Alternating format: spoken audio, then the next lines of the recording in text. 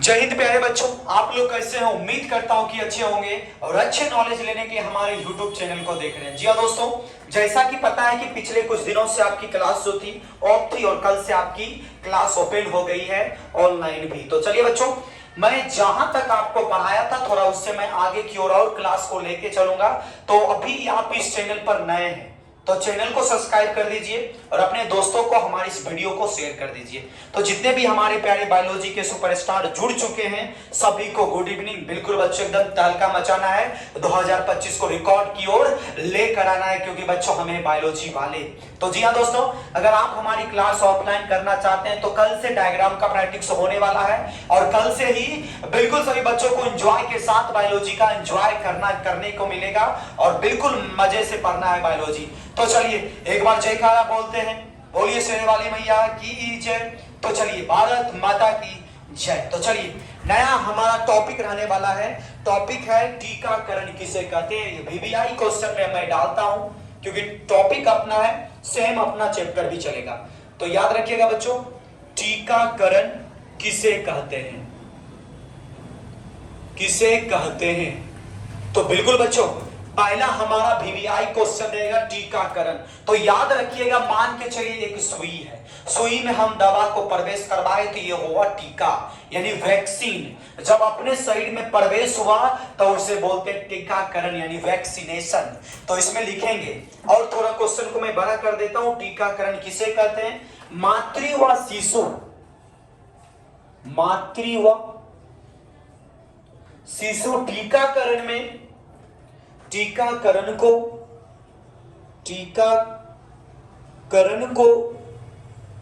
विस्तार में समझाएं। किसमें बोल रहा है बच्चों, बताने?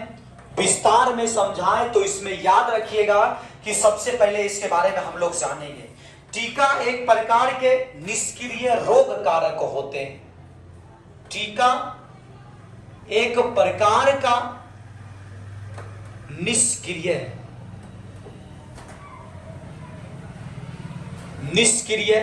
रोग कारक होते हैं। मैंने बताया क्या बच्चों, ये पहला नंबर क्वेश्चन जो अपना खास होने वाला है, टीकाकरण किसे कहते हैं और मातृ व शिशु टीकाकरण के विस्तार को समझावे। यानी टीकाकरण का सबसे पहले मैं डिफिनेशन थोड़ा करवा देता हूं। इसमें बोला गया कि टीका एक प्रकार के निष्क्रिय रोग कारक एंटीजन होते हैं। रोग कारक एंटीजन होते हैं। क्या होते हैं बच्चों? निष्क्रिय रोग कारक एंटीजन होते हैं, जिसको किसी व्यक्ति के शरीर में, जिसको किसी व्यक्ति के शरीर में, जिसको किसमें शरीर में, किसी व्यक्ति के शरीर में प्रवेश कराकर एंटीजन होते हैं, जिसको किसी व्यक्ति के शरीर में प्रवेश कराकर उस रोग के प्रति मेरे साथ साथ सभी बच्चों को लिखना है और समझना भी है, प्रतिरोधकता उत्पन्न की जाती है। रोग के प्रति प्रतिरोधकता उत्पन्न की जाती है।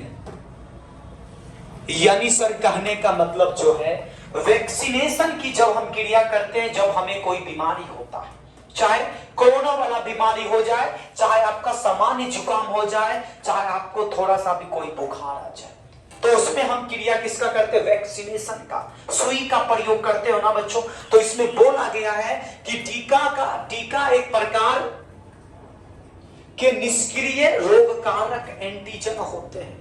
क्या होते हैं? निष्क्रिय रोग कारक एंटीजन होते हैं, जिसको किसी व्यक्ति के शरीर में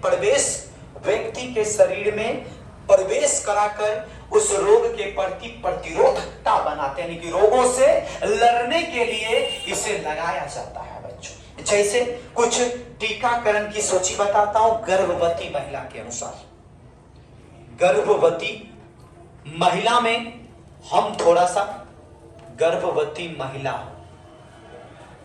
गर्भवती महिला में थोड़ा सा मैं टीकाकरण की सूची बता देता हूं। जैसे बहुत सारे मेरे साथ साथ ये सभी बच्चे लिखेंगे और सभी को मेरी वीडियो दिखाई दे रहा है ना भाई साहब, किसी को दिक्कत ना हो रही है। बिल्कुल हमारे जितने बायो के स्टार हैं, किसी को दिक्कत ना होना चाहिए भैया, क्योंकि आप हैं तो हम हैं, ठीक है ना। और हमेशा निरंतर कोशिश कीजिएगा पढ़ने का, क्योंकि समय आपका बहुत कम होने वाला है, नजदीकी समय है, तो इसलिए आप कोशिश कीजिए पढ़ने का। देखिए, जब कोई महिला गर्भ अवस्था में होती है, क्या लिख देता हूं, गर्भावस्था में जितने जल्दी, मैंने बोला गर्भावस्था में जितने जल्दी हो सके, जितने जल्दी हो सके कौन सा टीका लेना चाहिए? टिटनस फर्स्ट टीका लेना चाहिए। टिटनेस फर्स्ट टीका लेना चाहिए। अगर कोई महिला गर्भ धारण कर ले है तो उसमें सबसे पहला क्या होना चाहिए? गर्भ अवस्था में जितने जल्दी हो सके क्या लेना चाहिए? टिटनेस का टीका लेना चाहिए। दूसरा, टिटनेस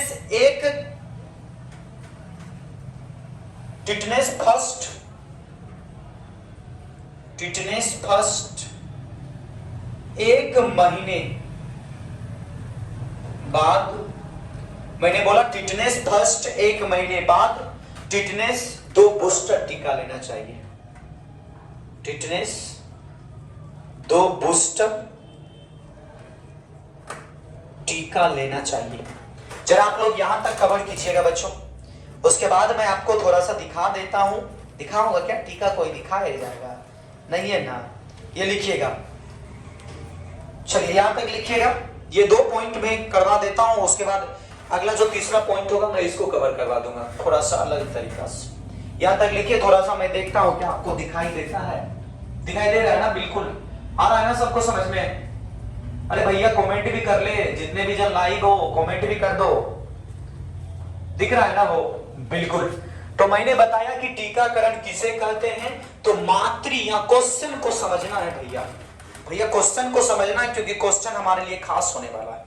क्वेश्चन कहता है कि टीकाकरण किसे कहते हैं?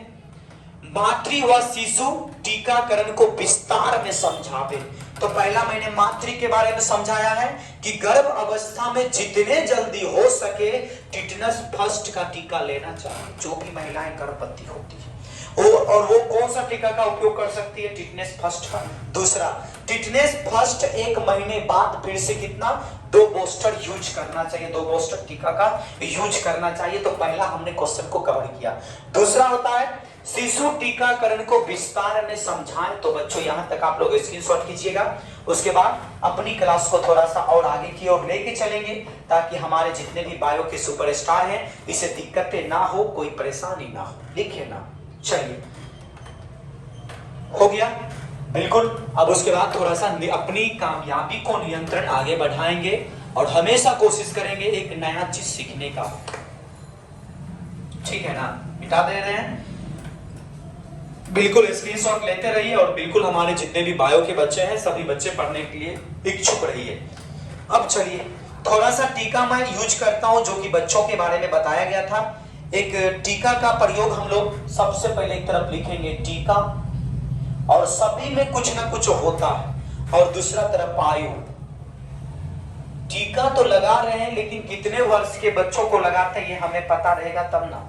अब इसमें जो होता है प्रतिरक्षित बीमारी, कौन से बीमारी में कौन सा टीका लगाया जाता है, तभी हमें मिलेगा थोड़ा 5 नंबर का लेवल, ठीक है ना?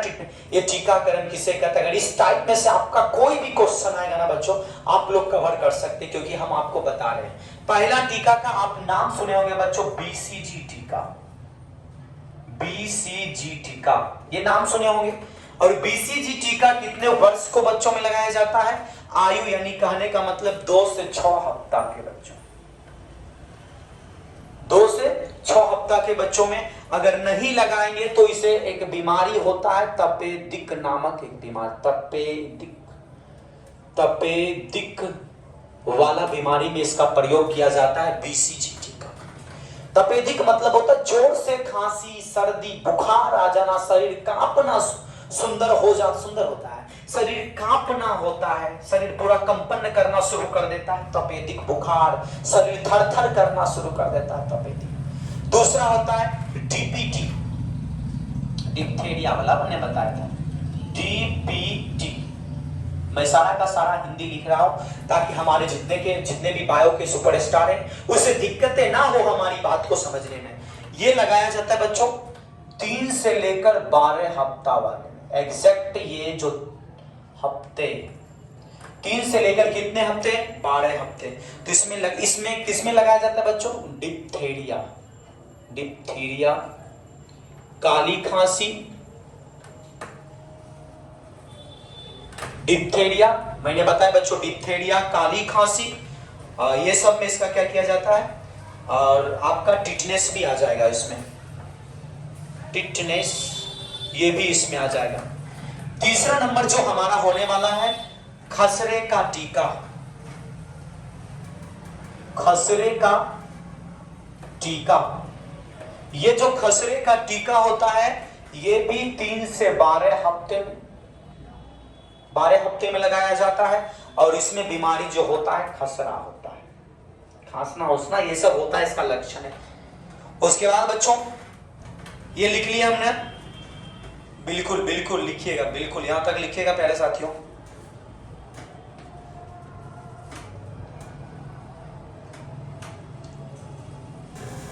चलिए लिखिएगा, बिल्कुल हो गया ना सभी, बस यहां तक ही लिखेंगे, कवर करेंगे, उसके बाद थोड़ा मैं आगे की ओर बताऊंगा। यहां तक हो गया ना सभी का? अरे भैया लिखे, चलिए लिखे तो आगे बढ़ते हैं। अगला क्वेश्चन हमारा होने वाला है आपके एग्जामों के लिए इंपॉर्टेंट, क्योंकि मैं पढ़ा रहा हूं सारा का सारा वीवीआई कवर करवा रहा हूं, तो आप बिल्कुल इस पे ध्यान देंगे। हमारे जितने भी बायो के सुपरस्टार हैं और एकदम एनर्जी के साथ 20 तारीख की जो क्लास होने वाली है, ऑफलाइन बैच जो होने वाली है, हमेशा के लिए तहलका मचने वाला है, क्योंकि मैं कराऊंगा उसमें थोड़ा कुछ खास। चलिए अगला क्वेश्चन जो हमारा होने वाला है ये भी वीवीआई है, और वीवीआई कहने का मतलब तंबाकू। आप नाम सुने होंगे, तंबाकू एक बीमारी, तंबाकू खाने वाला होता है जिससे हमें क्या हो सकता है, बीमारी हो सकता है। तंबाकू का प्रयोग किसी भी रूप में, तंबाकू का प्रयोग हम किसी भी रूप में,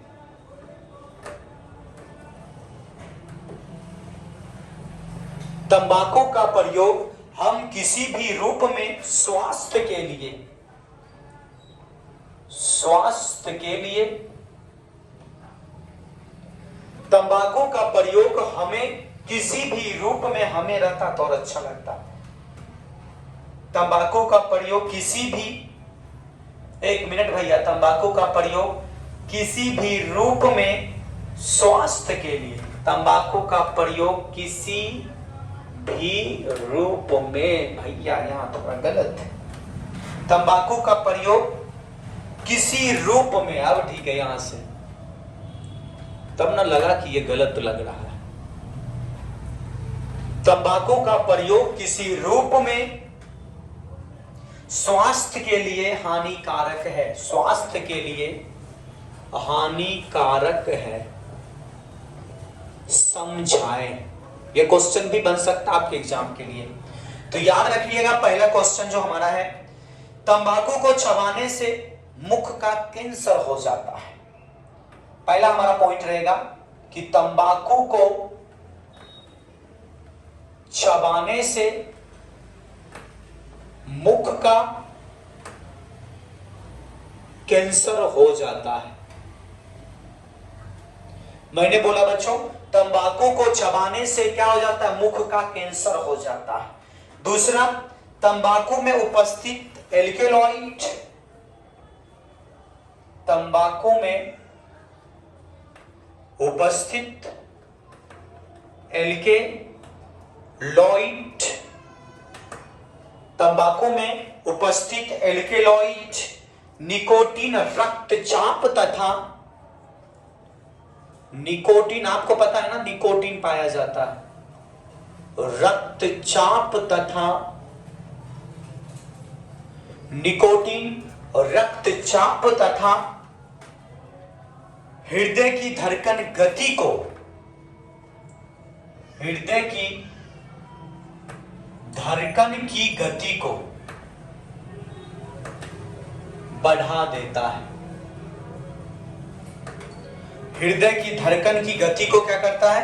बढ़ा देता है। उसके बाद धूम्रपान से रक्त में ऑक्सीजन की मात्रा कम हो जाता है। धूम्रपान से रक्त में ऑक्सीजन की मात्रा, ऑक्सीजन की मात्रा कम हो जाता है। क्या बोला मैंने? कि धूम्रपान से रक्त में ऑक्सीजन की मात्रा कम हो जाता है। 2 नंबर का अगर क्वेश्चन पूछेगा आपसे प्यारे साथियों तो आप ये बता सकते हो आराम से। मैं सबसे पहले आपको फिर से मैं कोशिश कर रहा हूं समझाने का, आप लोग समझिएगा। पहले तो आप लोग स्क्रीनशॉट मारिए, उसके बाद मैं आपको आगे और पढ़ाऊंगा।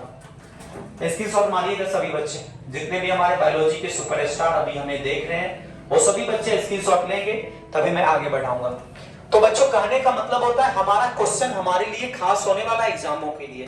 तो यहां खास इसलिए कहा कि तंबाकू का प्रयोग किसी रूप में स्वास्थ्य के लिए हानिकारक है। समझावे ये स्वास्थ्य के लिए कैसे हानिकारक होता है। आप बच्चों देखें बहुत सारे ऐसे व्यक्ति होते हैं जो खैनी का उपयोग करते हैं, सिगरेट का उपयोग करते हैं, बहुत सारे ऐसे व्यक्ति होते हैं बहुत नशीले पदार्थों का उपयोग करते हैं। लेकिन साथियों उसे खाएंगे तो क्या हमें बीमारी हो सकता है? तो बिल्कुल हम बोलेंगे सर बीमारी हो सकता है, जिस बीमारी का नाम होता है कैंसर।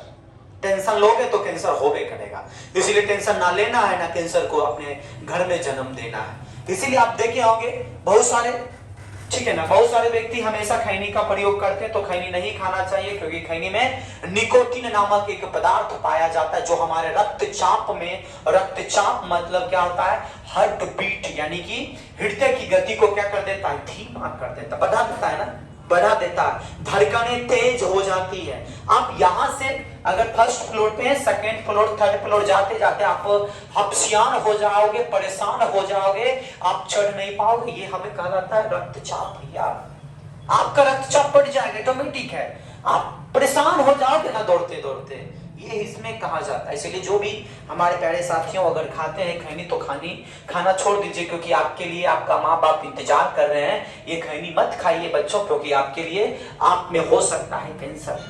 समझ गए ना? इसीलिए आपकी माँ टेंशन लेगी, आपको कैंसर होगा तो आपकी माँ क्या लेगी? टेंशन लेगी। तो इसलिए टेंशन नहीं ले दिलवाना है तो कैंसर नहीं होना चाहिए। तो यहाँ अपना सबसे पहला टॉपिक है तंबाकू को चबाने से मुख का कैंसर होता है, मुंह वाला कैंसर होता है। अगर आप तंबाकू को खा रहे हैं, तंबाकू को चबा रहे हैं तो आपको मुख वाला कैंसर होगा, कोई रोकने वाला आपको नहीं मिलेगा, ठीक है ना। दूसरा, तंबाकू में उपस्थित जो होते हैं एल्केलॉइड एक पदार्थ निकोटीन होते हैं। एल्केलॉइड निकोटीन रक्तचाप तथा हृदय की धड़कन की गति को क्या कर देते हैं? बढ़ा देते हैं। लेकिन अगर आप खैनी खाना नहीं छोड़े हैं, चबाते रहिएगा तो रक्त में ऑक्सीजन की मात्रा को क्या कर देता है? कम कर देता है प्यारे बच्चों। क्या कर देता है? कम कर देता है। यहां तक में किसी को दिक्कत भी हमारे प्यारे बच्चों को जरा भैया कमेंट भी कर लीजिएगा। अगर अच्छा लगा तो वीडियो शेयर भी कर दीजिएगा, क्योंकि आपका पहचान ही हमारा पहचान बनेगा। तो चलिए नेक्स्ट अपना जो अगला टॉपिक रहेगा बच्चों उसे भी हमें समझना है, और वो हमारे लिए खास होने वाला है और आपके लिए भी खास होने वाला है। जलवाहित रोगों को, चलिए यहां से पहले हटाते हैं इसको, इसे हटाओ उसके बाद आगे चलते हैं। भैया इसे हटाते हैं उसके बाद आगे चलते हैं, ताकि हमारे जितने भी बायो के सुपरस्टार होते हैं उसे दिक्कतें ना हो। चलिए अगला हमारा क्वेश्चन आपके लिए तैयार है, गर्मा गर्म क्वेश्चन है। क्वेश्चन कहता है खास जलवाहित रोगों की, जलवाहित रोगों की, मैंने बताया कि जलवाहित रोगों की रोकथाम के लिए, रोकथाम के लिए, जलवाहित रोगों की रोकथाम के लिए आप क्या उपाय कर सकते हैं? आप क्या उपाय कर सकते हैं? भैया बिहार बोर्ड है, भैया बिहार बोर्ड में कुछ भी पूछना संभव है। चलिए इसमें सबसे पहले हम लोग जो आपको बताते हैं, सबसे पहले आप नाम सुने होंगे डायरिया, आप नाम सुने होंगे कॉलेरा, आप नाम सुने होंगे मलेरिया। मेरे साथ साथ सभी बच्चों को छापना है, लिखना है। अब बच्चों नाम सुने होंगे टाइफाइड, टाइफाइड। आप नाम सुने होंगे अमीबिया पेचिस। मैंने बताया कि डायरिया, कॉलेरा, मलेरिया, टाइफाइड और अमीबिया पेचिस इत्यादि रोग जल से, मैंने बताया इत्यादि रोग क्या होता है, जल द्वारा संचारित होते हैं। इत्यादि रोग जल द्वारा संचारित होते हैं। तो प्यारे बच्चों, हमें जो कहने का मन है मैं थोड़ा सा बता दूं क्या आपको। मैं आपको बता रहा हूं कि जलवाहित रोगों की रोकथाम के लिए आप क्या उपाय कर सकते हैं। अगर जल से जो हो रहा है उससे आप क्या उपाय कर सकते हो। तो मैंने बताया कि डायरिया होता है, कॉलेरा होता है, मलेरिया होता है, टाइफाइड होता है, अमीबिया पेचिस होता है, इत्यादि रोग जल द्वारा ही संचालित होते हैं। ये सब रोग जो होता है हमारे अंदर, ये किसके द्वारा फैलता है सर, जल के द्वारा फैलता है। प्यारे साथियों, किसके द्वारा फैलता है, तो जल के द्वारा फैलता है। तो इसमें सबसे पहला निम्नलिखित उपाय बताता हूं। इनको रोकने के लिए मैं बता रहा हूं, इनको रोकने के लिए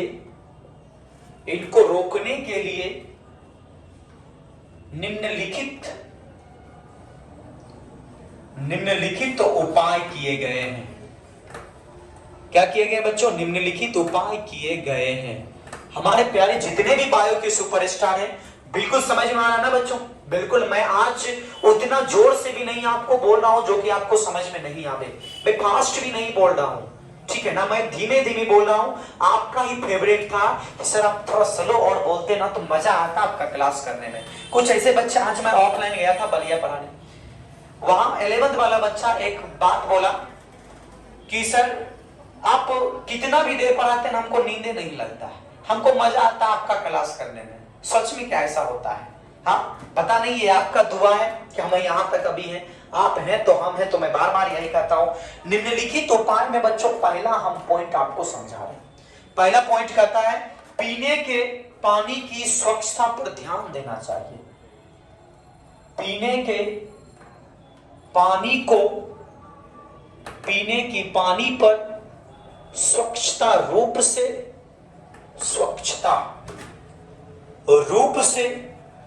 ध्यान देना चाहिए। मैंने बच्चों बताया क्या, पीने के पानी पर स्वच्छता रूप से ध्यान देना चाहिए। दूसरा पॉइंट, अगर आप बच्चों पानी पी रहे हैं तो आप उसमें देखिएगा ना कि उसमें कोई जीव भी मरा है। ये सब हमें कंट्रोल अपने आप पे करना है प्यारे साथियों, ताकि हमें कोई परेशानी ना आवे सके, ठीक है ना। दूसरा पॉइंट पे आते हैं, जलाशयों, तालाबों, और भैया 20 तारीख को याद रखिएगा, बिल्कुल बायोलॉजी पढ़ने की हल्का मचने वाला है। 20 नवंबर को मैं ऑफलाइन करके मैं आपको बता देता हूं, अगर मेरा ऑफलाइन क्लास करने वाले हैं तो 20 नवंबर हेमरा में क्रैश कोर्स, बाघा में क्रैश कोर्स, और बलिया से जो हमें देख रहे हैं भैया, बलिया वाले भी तैयार रहिएगा। बलिया में भी हमारा क्रैश कोर्स ऑफलाइन में चलेगा। ऑनलाइन तो आप देख ही रहे हैं, लेकिन 20 तारीख से 3 ऐसे जगहों पर होने वाला है जहां हम अभी अपना क्लास दे रहे हैं, ठीक है ना। तालाबों, उसके बाद और कुछ टंकियों, भैया टंकी भी आएगा ना, टंकियों इत्यादि। मैंने बोला जलाशयों, तालाबों, टंकियों इत्यादि की समय समय पर साफ करवाना चाहिए। लेकिन क्या हम लोग ऐसा करते हैं? टंकी का पानी यूज होता है तो टंकी का पानी सेम रहता है, खाली हम लोग रूम रेंट लेकर रहते हैं, लेकिन रूम मालिक को बोलते रहते हैं सर टंकी साथ साफ करवाइए। तो सिर्फ रूम मालिक को मतलब होता है कि रोपा महीना कब लगा, कब रोपा लेने के लिए तैयार हो जाता है, ठीक है ना। लेकिन जब एक क्वेश्चन करो कि टंकी महीना में सर एक बार ही साफ करवा दे, तो उसके बाद बोलेगा अच्छा ठीक है साफ हो जाएगा, उसका ये कहना होता है। लेकिन फिलहाल हम लोग स्टूडेंट हैं, क्या हम भी हैं आप भी हैं, तो उतना ध्यान नहीं देते हम लोग, छोड़ो जाने दो, क्या उतना ध्यान देना, ये सब हम लोग करते हैं ना बच्चों। चलिए यहां तक लिखिएगा। उसके बाद मच्छर एवं मक्खियों के प्रजनन स्थल को, एक और हमारा 3-4 पॉइंट मानता हूं, मच्छरों एवं मक्खियों, मच्छरों एवं मक्खियों के प्रजनन स्थलों को, के प्रजनन स्थलों को नष्ट करना चाहिए, नष्ट कर देना चाहिए। भैया जितना ये फैलेगा उतना ये हमारे लिए नुकसानदायक होगा। क्या कर देना चाहिए, नष्ट कर देना चाहिए बच्चों। जितना ये मच्छर और मक्खियां फैलेगी उतना हमें बीमारियां ये पहुंचाएगी, ठीक है ना। पता है ना बच्चों, आपको मच्छर से भी बीमारियां हो सकती है, आपको बच्चों मक्खियों से भी बीमारियां होती है, लेकिन जहां जन्म लेगा ना उस स्थल को ही वहां से खत्म कर देंगे। स्थल पर जो मक्खियां जन्म ली है उस मक्खियां को वहां से खत्म कर देना, ठीक है ना। मच्छर जहां जन्म ले रहा है उस जगह को, वहां से मच्छरों को हटा देंगे, ठीक है ना। उस जगह से क्या करेंगे, मच्छरों को हटा देंगे। तीसरा पॉइंट लिखेंगे, पहले यहां तक भैया लिखो, उसके बाद मैं आगे बढ़ाऊंगा। बिल्कुल लिखिए अपने अंदाजों में।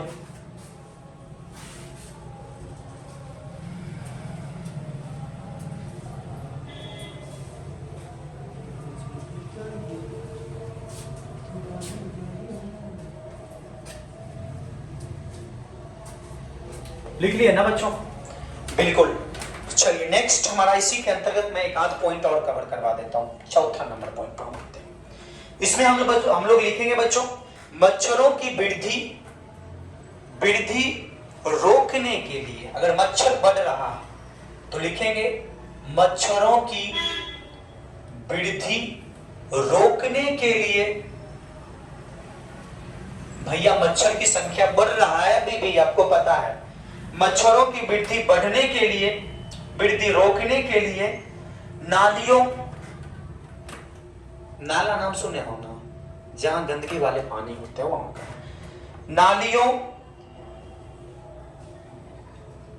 नालियों में पानी को अधिक दिनों तक, नालियों में पानी को अधिक दिनों तक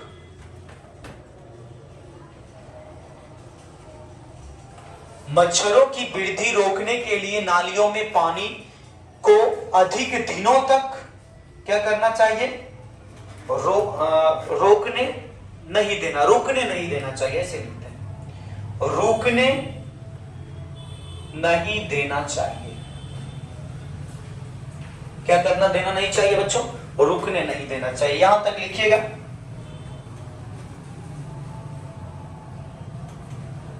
बिल्कुल, जितने भी हमारे बायोलॉजी के सुपरस्टार हमें देख रहे हैं यहां तक लिखिएगा, उसके बाद मैं थोड़ा सा आगे की ओर बढ़ूंगा भैया, ठीक है ना बच्चों। बिल्कुल मन से पढ़िए आप लोग, मन से पढ़ोगे तभी कुछ हो पाएगा बच्चों, नहीं तो ऐसे नहीं हो पाएगा, समझे। इसीलिए आपको पढ़ना पड़ेगा, इसमें कोई बेहिचक वाली बात नहीं है कि नहीं पढ़ेंगे, सब बच्चों पढ़ना पड़ेगा, ठीक है ना।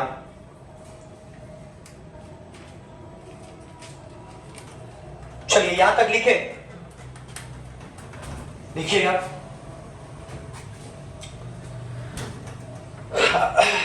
तो चलिए बच्चों, आज की क्लास मैं यहीं ड्रॉप करता हूं और मिलते हैं नेक्स्ट डे नेक्स्ट प्लान के साथ। तब तक के लिए बच्चों गुड नाइट। और बिल्कुल बच्चों, जहां तक मैंने अभी तक कवर करवाया है आप लोग बिल्कुल मजे से पढ़िए, पढ़ना पड़ेगा बच्चों क्योंकि समय बहुत कम है, नजदीक आने वाला है, इसलिए पढ़िए आप लोग। चलिए बच्चों, थैंक यू।